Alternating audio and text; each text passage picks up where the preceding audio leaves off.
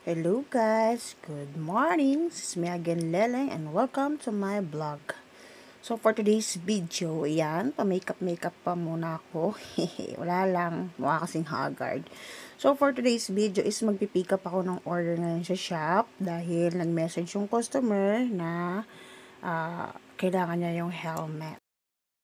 So, shoutout nga pala dito sa aking bagong helmet. So, yan. Huwag nyo na lang pansinin yung mga kalat kasi yan ay hindi nawawala. Wala akong time.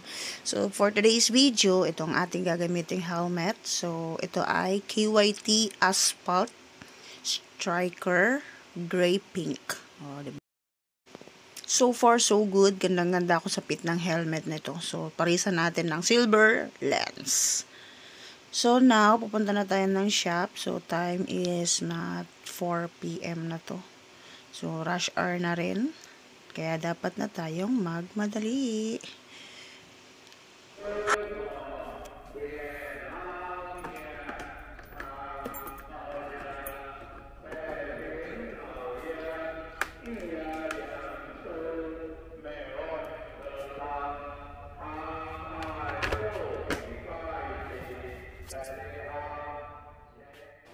At eto nga, biyahe na ako papunta ng shop. So, feel na feel ko talaga itong bagong helmet na to. Napaka-solid. Ang ganda ng fit, ang ganda ng hulma. So, magaan lang din siya. Ibang-iba siya compare mo sa TT Course. Basta iba yung feeling sa helmet na to. Iba yung pagkakabuild ng striker.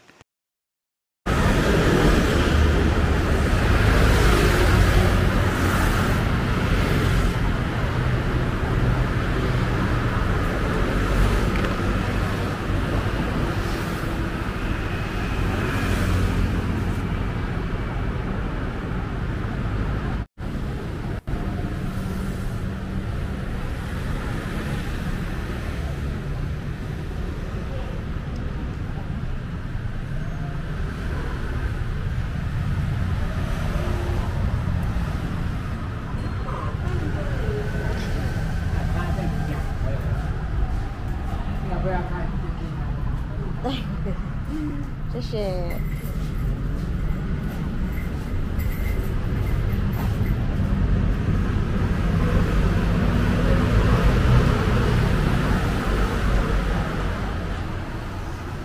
Ba't nandito ka?